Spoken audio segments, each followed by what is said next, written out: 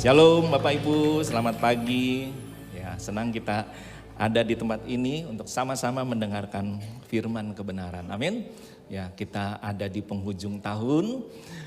Kita ada di momen sukacita Natal, ya, kita sama-sama ya antusias Bapak Ibu Saudara. Kenapa? Karena ini satu kesempatan untuk kita juga mengajak sahabat-sahabat baru, teman-teman kita yang mungkin lama tidak beribadah, lama tidak datang dalam komsel ya.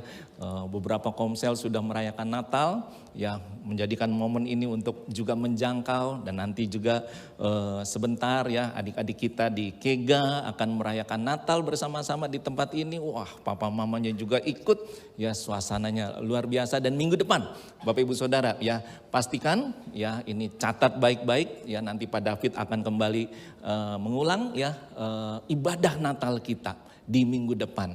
Ya, jadikan momen ini Bapak Ibu Saudara untuk kita menjangkau, untuk kita mengajak sahabat-sahabat yang baru, untuk kita mengajak sekali lagi orang-orang yang mungkin sudah lama mereka nggak beribadah, mereka yang sudah lama tidak hadir dalam komunitas sel kita. Ya, kita ajak mereka kembali. Amin. Ya, ingat minggu depan 17 Desember momen yang spesial ya, See the Unseen ya, Natal, baik ibadah di tempat ini maupun di satelit CGC. Kita siapkan sama-sama. Pagi hari ini saya ingin membagi berkat Bapak Ibu apa yang saya dapatkan. Minggu lalu Penatua Kabudi Setiawan sudah menyampaikan tentang jiwa yang tenang. Saya sungguh diberkati apa yang beliau sampaikan. Ya, kita bisa mengingat kembali, sedikit mengulang ya, 4 hal yang bisa kita lakukan sama-sama, 4 hal yang bisa kita sadari ya untuk kita bisa memiliki jiwa yang tenang. Yang pertama kita ingat ya, kesudahan segala sesuatu itu apa Bapak Ibu Saudara? Sudah dekat. Ya. Oleh karena itu firman Tuhan bilang ke dalam diri kita, kita harus belajar menguasai diri dan menjadi tenang. Jadi tenang itu penting banget ya, menguasai diri dan menjadi tenang supaya apa? Ya, yang ketiga supaya kita bisa berdoa. Kalau kita nggak tenang, pikiran kita dipenuhi kekhawatiran, ketakutan, sulit kita berdoa. Kuasai diri, jadi tenang supaya bisa berdoa. Dan yang terutama apa Bapak Ibu Saudara? Kita belajar mengasihi ya dengan sungguh-sungguh seorang akan yang lain. Amin. Itu yang saya dapatkan. Hal tersebut sangat menginspirasi saya diberkati sekali, dan saya ingin berbagi kepada Bapak Ibu Saudara ya apa yang saya dapatkan dan apa yang saya bisa praktekkan menemukan ketenangan. Mari kita lihat di Mazmur 42, firman Tuhan ya, Mazmur 42. Kerinduan kepada Allah dari ayat yang pertama sampai dengan ayatnya yang ke-6 ya. Mazmur 42 ayat yang pertama sampai dengan yang ke-6 untuk pemimpin biduan nyanyian pengajaran Bani Korah. Bapak Ibu bisa perhatikan. Firman Tuhan berkata, seperti rusa yang merindukan sungai yang berair, demikianlah jiwaku merindukan Engkau ya Allah. Jiwaku haus kepada Allah yang hidup. Bilakah aku boleh datang melihat Allah? Air mataku menjadi makananku siang dan malam, karena sepanjang hari orang berkata kepadaku, di mana Allahmu? Lalu pemazmur melanjutkan, dia menulis, dia berkata, inilah yang hendak ku ingat, sementara jiwaku gundah gulana. Bagaimana aku berjalan maju dalam kepadatan manusia, mendahului mereka melangkah ke rumah Allah dengan suara sorak-sorai dan nyanyian syukur dalam keramaian orang-orang yang mengadakan perayaan. Lalu dilanjutkan ayat berikut, mengapa engkau tertekan hai jiwaku dan gelisah di dalam diriku? Berharaplah kepada Allah, sebab aku akan bersyukur lagi kepadanya, penolongku dan Allahku. Amin Bapak Ibu Saudara. Ya, hari ini apa sih yang harus kita miliki untuk kita mendapatkan ketenangan? Ya, kadang-kadang situasi begitu menekan kita. Ya, kondisi menekan kita. Banyak hal berat yang terjadi. Tapi kita mau belajar ya, kita memiliki ketenangan. Apa yang harus kita miliki? Yang pertama kita memiliki apa Bapak Ibu Saudara? Kita memiliki hati yang haus. Amin. Ya. Kenapa? Karena firman Tuhan berkata seperti rusa yang merindukan sungai yang berair, demikianlah jiwaku, jiwa kita merindukan engkau. Pernah Bapak Ibu mengalami atau merasakan rindu akan sesuatu? Ya, mungkin ada yang anaknya kuliah di luar kota atau di tempat yang jauh, ya nggak ketemu anak. Rasanya gimana Bapak Ibu? Ya rasanya kangen banget ya. Rasanya aduh ya, biasanya ketemu hari-hari ya sama anak kita. Ya atau mungkin Bapak Ibu mengalami kondisi pasangan, Bapak Ibu harus bekerja di tempat yang jauh, jadi nggak bisa ketemu. Pernah nggak Bapak Ibu mengalami rasa rindu yang begitu luar biasa? Ya, rasa kangen yang amat sangat. Ya, hari ini coba Bapak Ibu renungkan sebentar, Bapak Ibu Saudara renungkan. Bapak Ibu sedang merindukan apa? Apa yang sedang Bapak Ibu rindukan? Ada nggak sesuatu yang begitu kuat ya ingin Bapak Ibu dapati? Ya, atau Bapak Ibu ingin bertemu dengan orang yang Bapak Ibu Saudara cintai. Rasa rindu yang mendalam. Demikian juga dengan pemazmur Bapak Ibu. Dia mengalami kondisi seperti itu. Dia tuliskan seperti rusa yang merindukan sungai yang berair. Ya, apakah hari ini Bapak Ibu Saudara kita mengalami kondisi kita rindu banget sama Tuhan? Atau kita merasa aku udah bosan, aku jenuh, aku gak ngalamin apa-apa. Saya ikut Tuhan, saya datang ibadah, saya datang komsel kok gak mengalami apa-apa. Ya, malah mengalami kejenuhan, malah mengalami kebosanan. Tidak seperti apa yang ayat ini tulis. Kok saya gak mengalami itu? Apa yang terjadi? Mungkin ada sesuatu yang kita alami. Saya ingat sekali minggu lalu Kak Budi sampaikan, kuasai dirimu dan jadilah tenang. Ya, kadang kita berpikir, keadaan dulu dong yang harus berubah. Situasi dulu dong yang harus berubah. Orang lain dulu dong, pasangan kita dong yang harus berubah.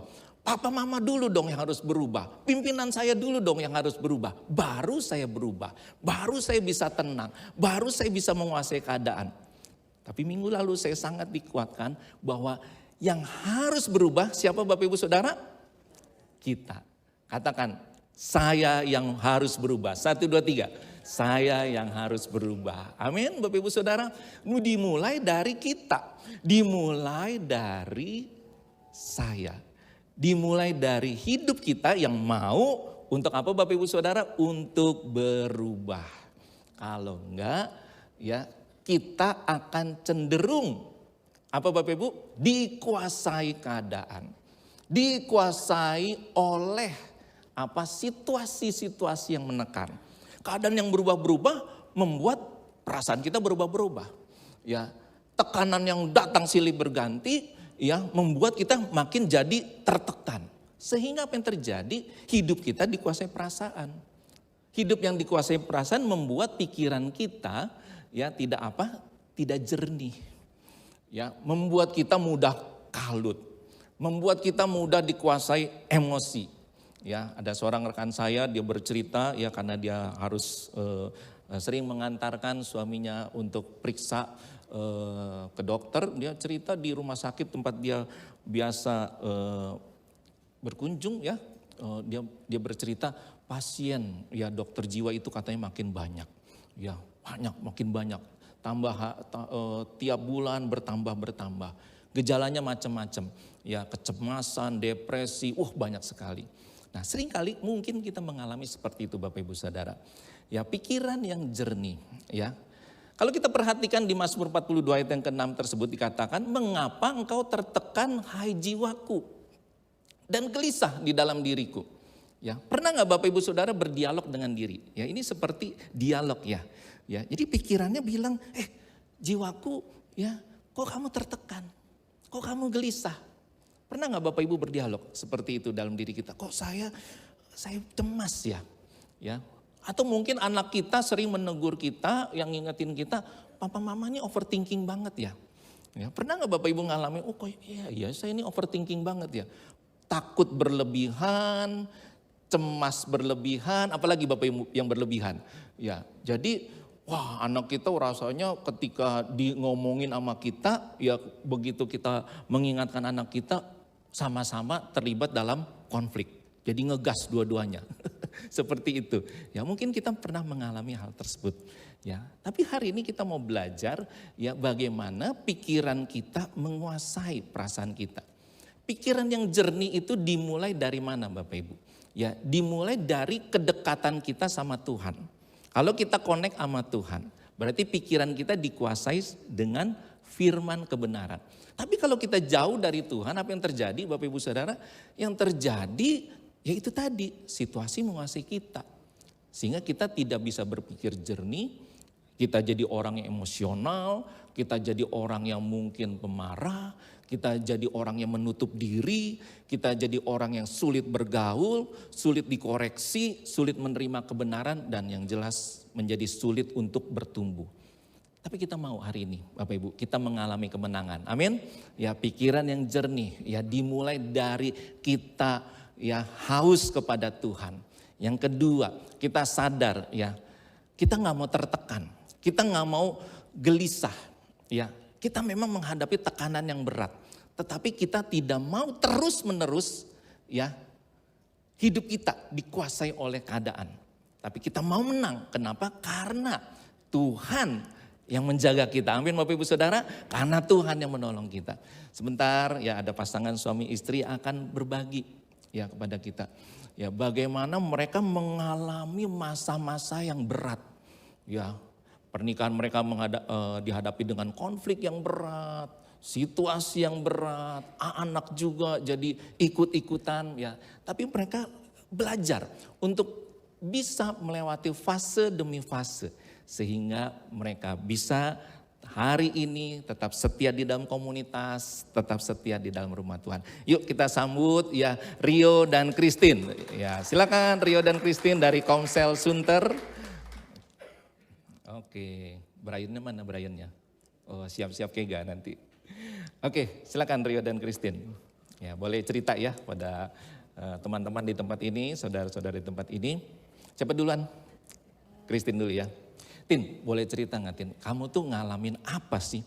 Ya, sehingga sempet ya mungkin kamu ada dalam depresi, dalam tekanan, ya pikiran jadi nggak jernih, jadi terbawa emosi dan sebagainya. Silakan Tin. Ya. Halo semua, shalom. Shalom, kedengaran nggak? Shalom. Ya. Jadi sebelum aku ada di Komsel, aku menikah begitu muda ya, karena background keluarga aku itu yang suka konflik, ribut di depan anak gitu. Jadi akhirnya kenapa aku menikah muda, karena aku ngelihat mama papaku tuh di rumah berantem terus, ada main tangan juga. Akhirnya aku di situ kayak cari pelarian nih. Kalau dulu kan sering kabur dari rumah, beberapa kali juga ketika ngelihat orang tua bertengkar rasanya kayak nggak sanggup, tertekan kok orang tua aku seperti ini ya gitu. Beda sama orang tua di luar sana. Akhirnya aku beberapa kali juga mau bunuh diri juga pada masa aku muda dan ketemu dia. Ketika ketemu dia tuh aku ngerasa wah ada yang sayang nih sama aku. Aku ngerasa wah kayaknya dia orang yang tepat nih buat aku keluar dari rumah. Jadi dulu tujuan aku menikah itu karena aku ingin bahagia. Ketika itu aku memilih dia untuk menjadi suami, kami menikah di usia aku yang sangat amat muda. Ternyata pernikahan yang aku alamin, aku malah dapat kecewa. Bukan yang bahagia sesuai ekspektasi aku, yang terjadi adalah kekecewaan. Awal menikah orang-orang mungkin mengalami lagi cinta-cintanya, lagi sayang-sayangnya. Tapi aku gak mengalami itu. Di 2 bulan pernikahan kami udah mulai konflik.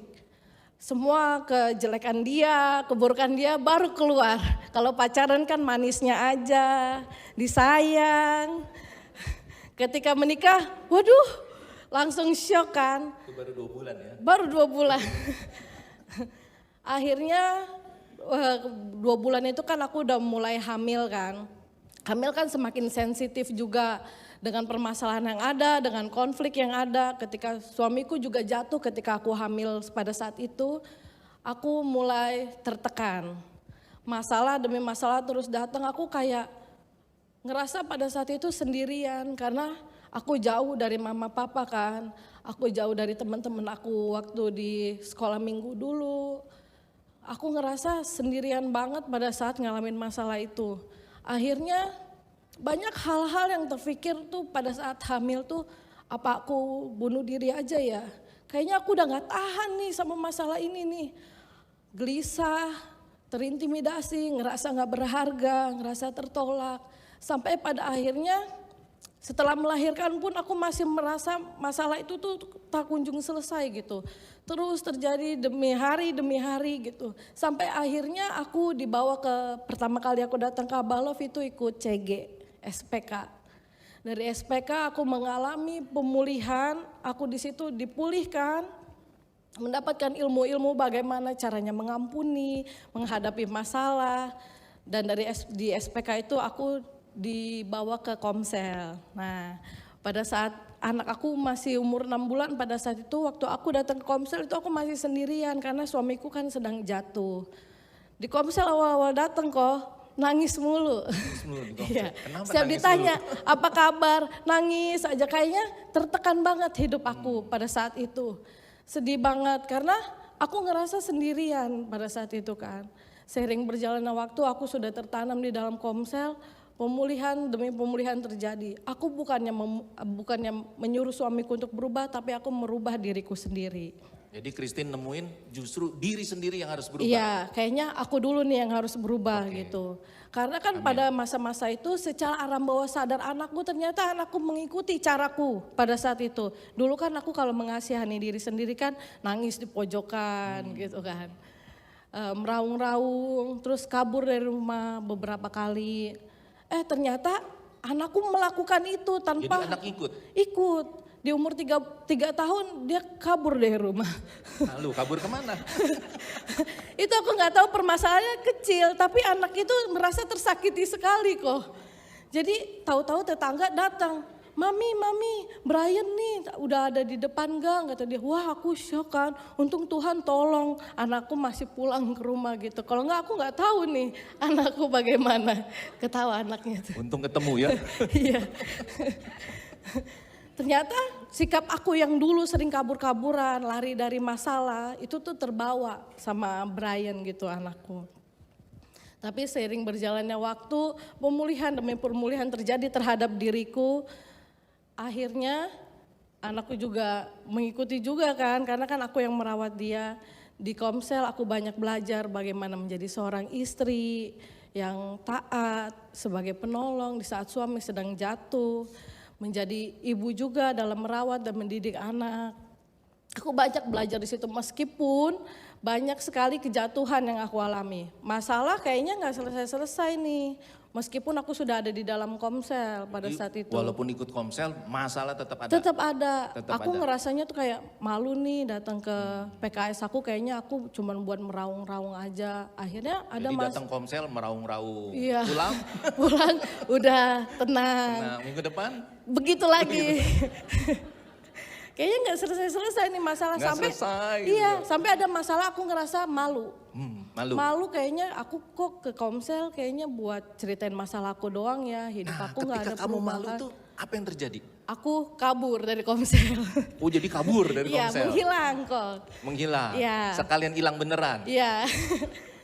Padahal PKS aku teman-teman Komsel kan semua nyariin kenapa nggak Komsel lagi, kemana gitu kan. Di situ aku kayak mencari jalanku sendiri. Aku mencari aku kayaknya bisa deh sendiri gitu kan. Ternyata seiring berjalannya waktu begitu lagi terjadi. Terintimidasi, tertuduh, mengasihani diri sendiri, itu terulang lagi. Ada masa di mana ketika aku anniversary, di situ kayak Tuhan langsung sentuh hati aku dan diingetin lagi orang-orang yang Tuhan kirimin pada saat permasalahan itu terjadi di rumah tanggaku. Kayak aku ngerasa bersyukur, oh iya ya aku gak sendirian. Banyak orang-orang yang Tuhan kirimkan untuk aku pada saat itu menemani aku, mensupport aku, mendukung aku dalam doa. Akhirnya aku chat satu-satu teman-teman yang ada mendukung aku pada saat itu. Jadi chat kepada? Ya aku cici-cici semua kayak Teman-teman PKS aku, Komsel. teman-teman Komsel, semua yang menolong aku di masa-masa sulit aku pada saat itu. Itu tiba-tiba kamu WA mereka? Iya, aku Setelah kayak ngerasa sekian- bersyukur banget, Tuhan baik ya, ada mereka loh pada saat-saat itu gitu. Kalau nggak ada mereka, aku mana mungkin bisa anniversary lagi kan? Mungkin aku udah bisa atau Udah bubar kemana, gitu iya. ya. Oke. Aku di situ aku bersyukur. Salah satunya aku chat ke PKS aku bilang, terima kasih Cici udah ada di dalam hidup aku. Terima kasih sudah menemani di masa-masa sulit aku. Aku nggak tahu aku harus balas apa gitu. Aku bilang.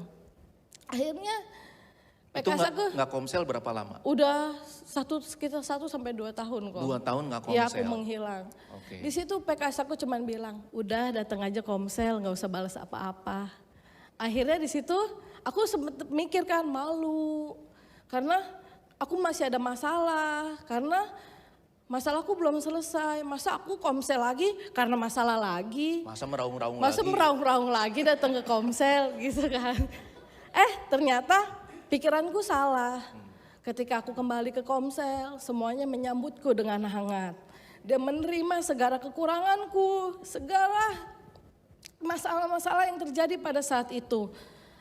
Ada nggak yang nanya, Tin kemana aja Tin 2 tahun nggak datang-datang? Enggak, Oh, dia enggak? cuman pokoknya pada merangkul aku kayak seolah nggak terjadi apa-apa kok. Seolah aku nggak pernah ngelakuin kesalahan. Padahal kan banyak kesalahan juga yang aku lakuin kan. Mungkin aku banyak membuang waktu mereka pada saat-saat itu. Ternyata semua pikiran itu salah.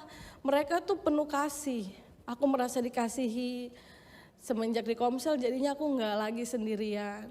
Seiring berjalannya waktu, suamiku kan tetap aku ajak, tapi nanti dia datang, nanti dia nggak datang, nanti aku sendirian lagi. Nanti dia datang lagi, nanti dia enggak. Apalagi ke gereja kan susah banget. Jadi kan Komsel susah, ke gereja susah. Sampai ada konflik lagi. Ada konflik lagi. Konflik lagi yang membuat aku kayak udah nih nyerah nih, pernikahan ini udah nggak bisa dipertahanin. Dia sampai kapanpun Tuhan nggak bisa berubah sepertinya kan. Jadi pikiran bilang, wah nggak bisa berubah nih. Wah udah gak bisa berubah nih, udah deh aku nyerah aja deh. Sampai akhirnya aku memutuskan buat minta pisah sama dia. Di saat aku sudah mulai menyerah, ternyata Tuhan yang sentuh hati dia. Dia yang Luar mulai biasa. tergerak terlebih dahulu. Dia yang ngajak aku Komsel, dia yang ngajak aku ke gereja. Jadi untuk saat ini aku udah gak sendirian lagi. Iya, datang berdua. Iya. Kok tiba-tiba bisa begitu Rio? Angin dari mana, keadaan dari mana, atau Rio ngalamin apa? Silakan Rio ceritakan.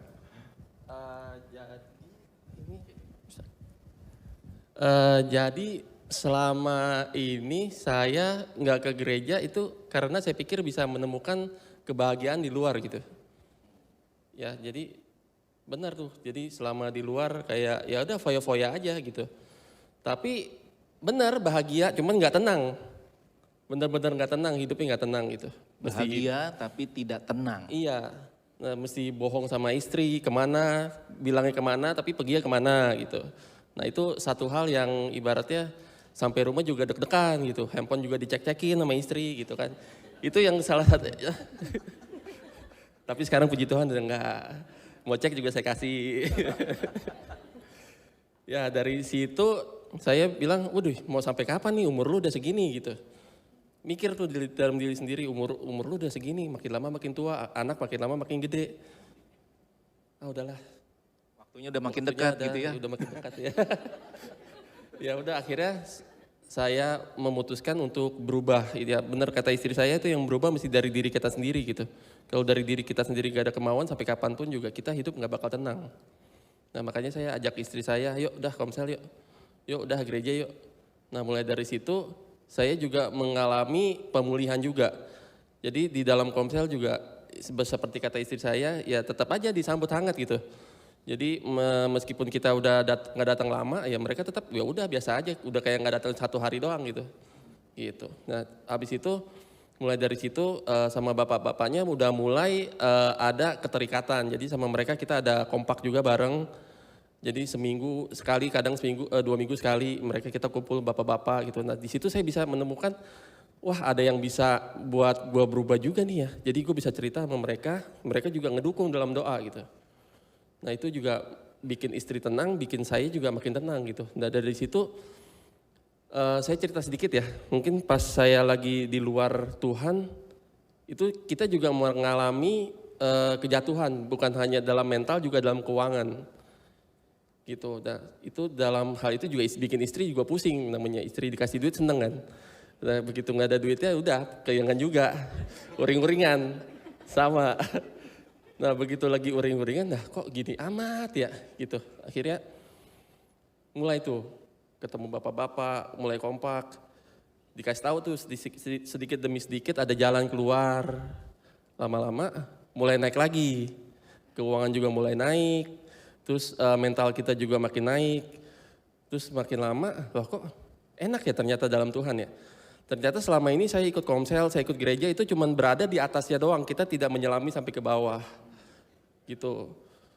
Nah kalau misalnya dari awal kita menyelami sampai bawah, mungkin kita udah nggak terjadi hal-hal yang seperti itu kali. Oh, ya jadi begitu. Amin, amin.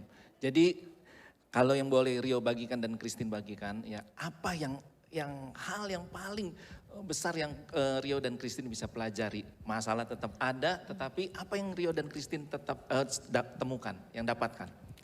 Aku belajar ketika menghadapi masalah, kalau dulu aku maunya lari dari masalah, kalau aku maunya pikiranku tuh yang instan aja kayaknya bunuh diri selesai gitu.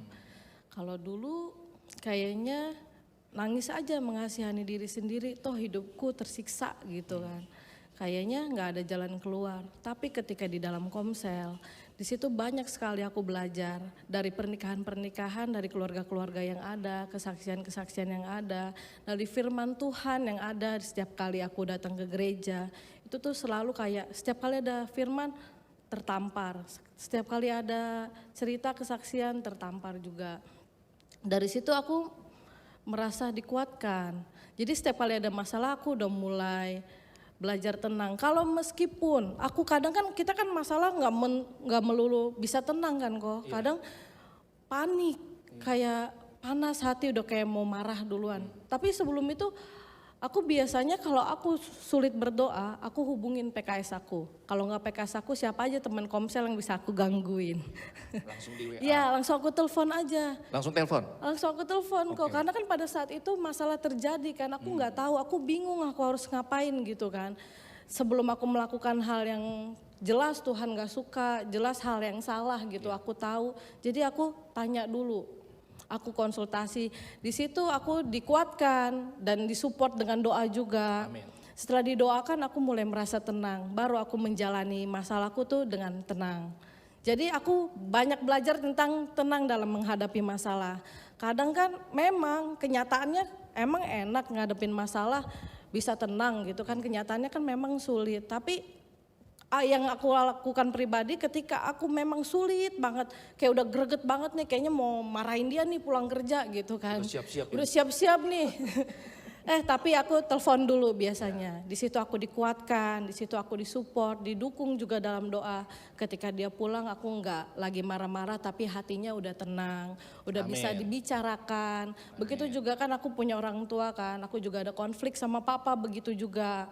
Sebelum aku ke rumah mama papa nih, kan aku merasa nggak tenang kan. Aku biasanya telepon dulu PKS atau teman-teman komsel yang bisa aku ajak bicara pada saat itu. Aku ditenangkan, aku dikuatkan sehingga ketika aku berkunjung ke rumah mama papa hati aku udah tenang. Jadi aku gak bawa masalah yang di rumah juga ke rumah orang tua aku gitu. Oke, luar biasa. Kalau Rio dapatkan apa? Sehingga bisa menemukan ketenangan. Apa yang Rio dapatkan? Intinya sih kembali kepada Tuhan ya. Ibaratnya lebih menyelami lebih dalam lagi. Seperti yang kita tahu kan harta karun berada di paling dasar laut ya, bener ya? Kalau kita cuma di permukaan, kita paling nggak dapat apa-apa gitu. Jadi kita mesti jauh lebih dalam lagi dalam menyelami Tuhan gitu. Nah itu dia yang saya pelajari. Kemudian ya tetap berkomsel sama bapak-bapak juga kompak jalan terus gitu. Itu yang bisa menguatkan saya lebih dalam lagi gitu. Oke, kita beri tepuk tangan luar biasa. Terima kasih Rio, Christine. Mereka menemukan ketenangan dalam Tuhan dan dalam komunitas. Amin. Komunitas yang benar, komunitas yang membangun. Kita belajar mengasihi seorang akan yang lain. Kita percaya Bapak Ibu, sekali lagi apapun yang kita alami. Masalah yang mereka tadi ceritakan nggak selesai. Tetapi ketika ada di dalam komunitas yang benar, Ketika hatinya melekat sama Tuhan, ada kekuatan. Yang terakhir Bapak Ibu, ya pengharapan kita hanya kepada Tuhan. Amin. Hanya kepada Tuhan. Berharaplah kepada Allah. Ya, kadang-kadang kita berharap sama PKS kita. Ya, kadang-kadang kita berharap sama pembina kita. Aduh mau nangis nih, aduh mau cerita nih, aduh mau curhat nih. Ya, memang ada orang-orang yang menolong kita. Tapi yang paling utama Bapak Ibu Saudara, berharaplah kepada Allah. Ya, kenapa? Karena Tuhanlah pertolongan kita. Sebab aku akan bersyukur lagi kepadanya, penolongku dan Allahku. Ya, kita mau bersyukur Bapak Ibu Saudara. Hari ini apa yang sedang Bapak Ibu alami? Tekanan yang hebat mungkin, kekhawatiran yang besar mungkin, ketakutan apapun. Mau gak Bapak Ibu serahkan semuanya kepada Tuhan? Kalau hari ini mungkin Bapak Ibu rasanya menjauh. Aku bosan ada di ibadah di tempat ini. Aku gak ngalami apa-apa. Aku bosan di dalam komsel, di dalam komunitas. Mau gak? Hati kita buka, pikiran kita buka. Oh iya ya, saya butuh Tuhan, saya butuh komunitas, saya butuh orang-orang yang menguatkan di sekitar saya. Saya gak bisa sendirian. Katakan sama-sama Bapak Ibu Saudara, saya tidak bisa sendirian. Saya tidak bisa sendirian. Saya butuh orang lain. Saya butuh orang lain. Saya butuh Tuhan. Saya butuh komunitas yang menjaga hidup saya. Amin Bapak Ibu Saudara, mari kita siapkan hati kita datang pada Tuhan.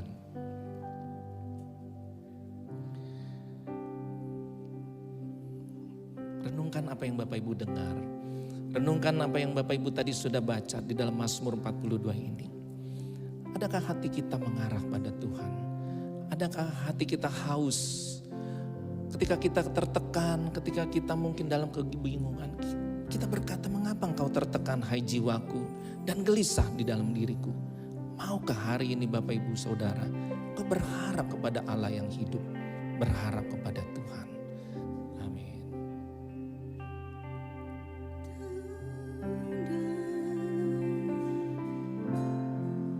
Yesus menolongku,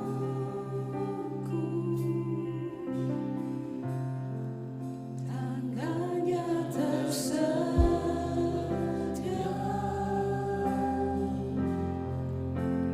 menopang hidupku. Katakan sama-sama Bapak Ibu, tenang.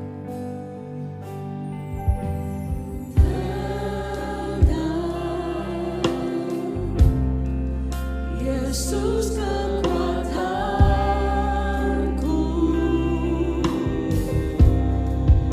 Jalan bersamanya,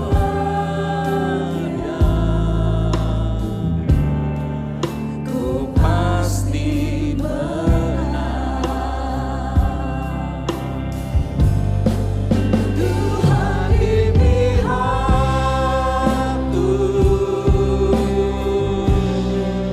ku tak akan takut. Sesulit apapun, hatiku tetap percaya.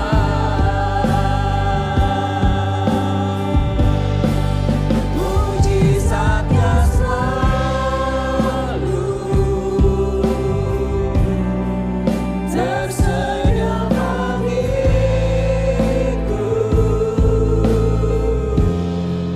Tuhan di pihakku, ku yakin dan percaya. Adakah hatimu percaya pada Tuhan? Adakah hatimu mengarah pada Tuhan Bapak Ibu Saudara? Adakah engkau mau berkata dengan rendah hati, ya Tuhan, ampuni aku kalau aku seringkali mengandalkan kekuatanku sendiri. Aku mengalami seperti apa yang tadi Rio dan Christine ceritakan. Aku berpikir untuk bahagia, tapi ternyata kekecewaan yang aku dapatkan. Aku mencoba mencarinya di luar Tuhan, tapi tidak aku temukan. Aku terus mencari dan mencari, tapi tidak juga aku dapatkan ketenangan. Aku tahu sebenarnya ada di dalam komunitas, di dalam rumah Tuhan adalah jawaban. Tapi aku lari, aku menghindar. Mungkin Bapak Ibu berkata seperti itu. Mungkin Bapak Ibu mengalami seperti itu. Tapi hari ini firman kebenaran mengingatkan engkau. Maukah engkau datang kembali kepada Tuhan? Maukah engkau menyerahkan dirimu pada Tuhan? Maukah engkau berkata, Tuhan kuasai pikiranku, kuasai kehidupanku, kuasai hatiku. Tidak lagi situasi menguasai aku, tidak lagi tekanan menguasai aku. Memang masalah tiada berakhir, tapi aku mau Tuhan, aku mau Tuhan tetap berharap kepada Tuhan. Kalau Bapak Ibu berkata demikian, bolehkah Bapak Ibu juga sama-sama kita bangkit berdiri dan kita katakan, ya Tuhan, aku mau tenang Tuhan.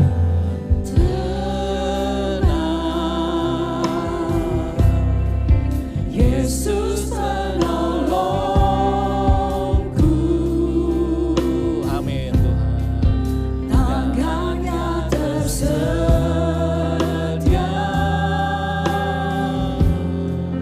menopang hidupku. Katakan tenang, tenang jiwaku.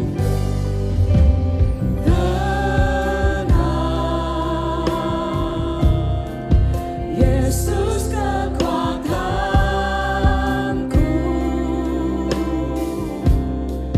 jalan bersamanya.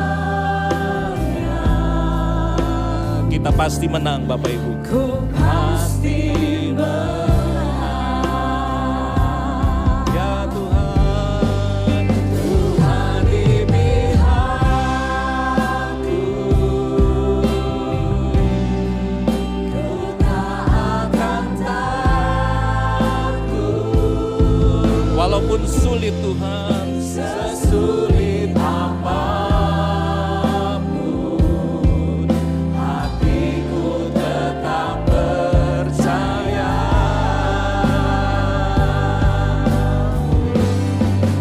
Mujizatnya selalu tersedia bagiku. Tuhan di pihakku, ku yakin dan percaya.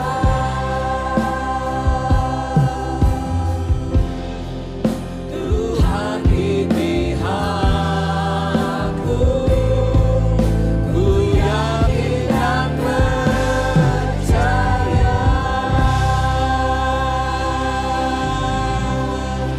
kami yakin percaya Tuhan, Tuhan di pihak kami. Kami yakin dan percaya Tuhan, Tuhan menjaga kami, Tuhan menolong kami. Tuhan, kami rindu Tuhan. Hati kami terus melekat pada Tuhan, jiwa kami tenang. Sesulit apapun Tuhan, kami mau tetap tenang Tuhan. Karena kami adalah orang-orang yang mengandalkan Tuhan. Kami bukan orang-orang yang dikalahkan keadaan, tetapi kami adalah orang-orang yang bersandar pada Tuhan. Terima kasih untuk keluarga Allah di tempat ini Tuhan. Terima kasih untuk gereja yang selalu mendukung kami, menolong kami. Terima kasih untuk komunitas yang selalu menjaga kami. Kami tidak mau Tuhan keluar dari komunitas yang ada. Kami mau tetap dibangun di dalam rumah-Mu Tuhan. Karena kami percaya di dalam tinggal tenang terletak kekuatan kami. Terima kasih Bapa. Kami serahkan hidup kami ke dalam tangan-Mu. Kami serahkan diri kami ke dalam tangan-Mu. Kami percaya Tuhan menjaga kami. Terima kasih Bapa. Kami bersyukur biarlah firman kebenaran ini terus melekat di dalam kehidupan kami. Hanya di dalam nama Yesus kami berdoa dan bersyukur, kita yang percaya berkata, amin.